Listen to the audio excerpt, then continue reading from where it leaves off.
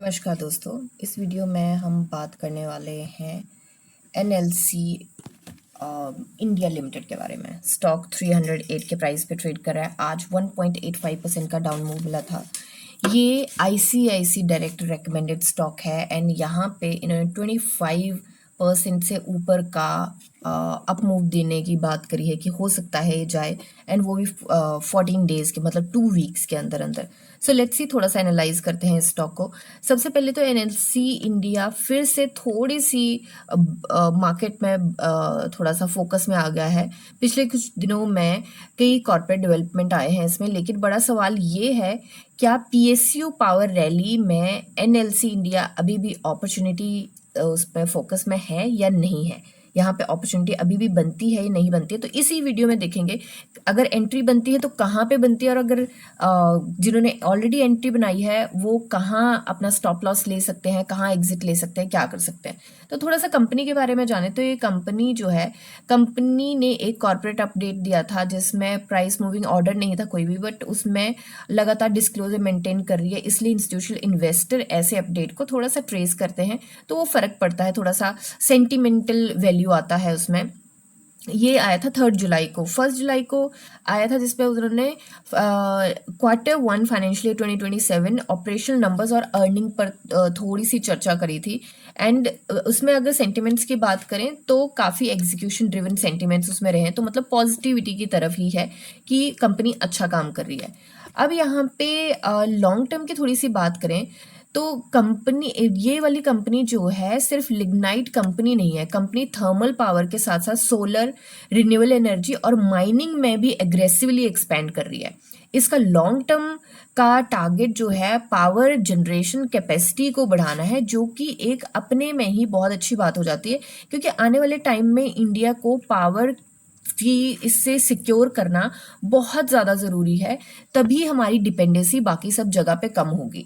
दूसरी चीज़ ये है कि ये स्टॉक जो है वो नवरत्न है, तो मतलब इसको गवर्नमेंट ऑफ इंडिया सपोर्ट करती है, गवर्नमेंट बैक नवरत्न पीएसयू है, उसकी वजह से इसको थोड़े से infrastructure, mining and renewal theme को यहाँ पे एक्सपोजर थोड़ा सा ज़्यादा मिल जाता है, तो भी इसकी जो लॉन्ग टर्म स्टोरी है वो थोड़ी सी सिक्योर रहती है। अब आने वाले क्वार्टर में generation, mining output and renewal execution किस तरीके के रहते हैं, अगर वो पॉजिटिव रहते हैं तो मार्केट सेंटिमेंट भी यहाँ पे पॉजिटिव रहेंगे, और अगर वो नेगेटिव रहते हैं तो हो सकता है स्टॉक हमें और नीचे गिरता हुआ दिखाई दे। तो चलते हैं एक बार इसके चार्ट पे। न्यूज़ हमने सारी कवर कर ली। चार्ट पे अगर हम देखेंगे तो ये अप ट्रेंड में ज़रूर हमें बनता हुआ दिखाई दे रहा है, बट अभी अप ट्रेंड के बाहर निकल चुका है ये स्टॉक, जो कि एक कंसर्न की बात है। अब कंसर्न की बात के साथ साथ यहाँ पे एक और चीज़ आती है। यहाँ पे अगर इसके पुराने फुटप्रिंट देखें तो पुराने फुटप्रिंट पे यहाँ पे इसने हाई प्रिंट किया था, ये तो यहाँ से तो काफ़ी ऊपर है, तो यहाँ पे इसके हाई का ये सपोर्ट ज़रूर मिलता है, बट अगर इसको स्ट्रॉन्ग सपोर्ट बोले तो मैं नहीं मानती कि स्ट्रॉन्ग सपोर्ट है।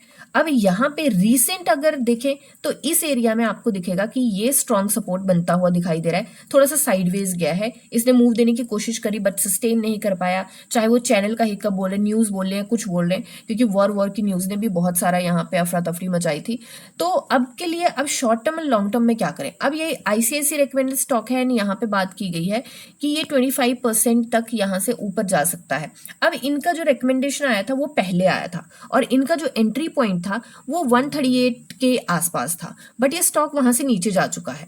तो अब मुझे लगता है कि और ज़्यादा सिक्योर एंट्री पॉइंट यहाँ पे बन जाता है, बट जब तक कंफर्मेशन कैंडल नहीं मिलती है तब तक कुछ नहीं हम लेके चल सकते। अब मैं आईसीसी ने तो उसके क्राइटेरियाज थोड़े डिफरेंट थे, बट उन्होंने रेकमेंड किया है, दैट मीन्स ये स्टॉक में वैल्यू है, तो उन्होंने रेकमेंड किया था। अभी के लिए हम लेके चलेंगे 17% के आसपास के मूव, और पॉइंट हम 162 का टारगेट लेके चल रहे हैं, सॉरी 362 का टारगेट लेके चल रहे हैं यहाँ से।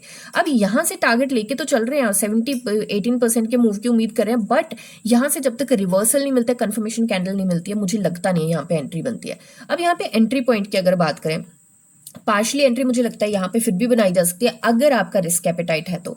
अब यहाँ पे बात करें आरएसआई की, तो आरएसआई हमारी ऑलरेडी उस पॉइंट पे है जहां पे इसको हम उसके बाद बोलते हैं कि ओवरसोल्ड जोन में ये जा चुकी है। अब पहले के जो कन्वेंशनल तरीके थे उनके तरीकों की तरह तो ये ऑलरेडी ओवरसोल्ड जोन में है, क्योंकि वो 30 50 एंड 70 लेके चलते थे रेंज, बट वो कन्वेंशनल तरीके अब काम नहीं करते, वो काफ़ी पुराने हो चुके हैं। मार्केट के सिस्टम, मार्केट के तरीके, मार्केट जिस तरीके से रन करती है वो सब कुछ चेंज हो चुका है, तो वो कन्वेंशनल तरीके काम नहीं करते अब। तो मैं रेंज जो लेके चलती हूँ 40, 60 एंड 80 लेके चलती हूँ, तो ये मुझे परफेक्ट बैठता है। हो सकता है आपको दूसरा परफेक्ट बैठे। आरएसआई की बात आ ही गई है तो मैं आपको बता दूं कि एक आरएसआई सेटअप हमने एक कोर्स बनाया है, एंड उस कोर्स का इंट्रोडक्शन मैंने अभी इस पे लॉन्च भी कर दिया है। आरएसआई अगर आप सर्च करेंगे तो आपको मिल जाएगा इसी पे, एंड उसमें इंट्रोडक्शन में बताया गया कि आपको क्या क्या उसमें सीखने को मिलेगा। मैं ब्रीफ में बता दूं तो रिस्क रिवॉर्ड रेशो कैसे लेते हैं, ट्रेलिंग स्टॉप लॉस कैसे लेना है, मोस्ट इंपॉर्टेंट चीज स्टॉक्स कैसे ढूंढने हैं, आरएसआई स्ट्रेटजी जिन पे लग सकती है, और उससे आप वो ऐसा कोई कोर्स नहीं है जिसमें अंदर जाकर मैं आपको बोलूंगी कि ये वाला कोर्स खरीद लो, ऐसा कुछ भी नहीं है। पहले ही आपको बता दूं, क्योंकि यूजुअली ऐसा होता है, ऐसा कुछ भी नहीं होने वाला है कि मैं बोलूंगी कि ओके अब जाके ना अंदर जाके ये 20,000 का कोर्स खरीद लो, ऐसा कुछ भी नहीं होने वाला है। कुछ भी नहीं है उसमें, सिर्फ और सिर्फ आपको लर्निंग मिलेगी और कुछ भी नहीं रहेगा उसमें, ठीक है। दूसरा चीज, यहाँ पे बहुत सारी चीजें हैं, बहुत सारे लोग बोलते हैं कि ये है, ऐसा है, वैसा है, ये सही नहीं किया आपने या वो सही नहीं किया, तो वो लोग वही बोलते हैं जिनको बेसिक नॉलेज है। तो मैं आपको ये जरूर बोलूंगी, it's my humble request, basic knowledge लीजिए, क्योंकि आपको नहीं समझ आएगा मैं क्या बात करी, मुझे तो पता है मैं क्या बात करी हूँ। The other day somebody commented कि आपने वो पॉइंट नहीं बोला क्योंकि उसका क्लू चार्ट में ही था। अगर वो क्लू चार्ट में था, you know it, what is the point of coming here and demeaning me? I don't get it. दूसरी चीज ये आती है कि अगर आपको पता ही है कि वो चीज क्या है, तो मुझे वो लगता नहीं है पॉइंट। और अगर आपको नहीं पता है, दैट मीन्स आपको बेसिक नॉलेज की जरूरत है, तो आप बेसिक नॉलेज लीजिए पहले। मैं जो बात कर रही हूँ मुझे पता है मैं क्या बात कर रही हूँ, एंड आपको नहीं समझ आ रही, तो उसमें आई थिंक आपको थोड़ी लर्निंग की जरूरत है।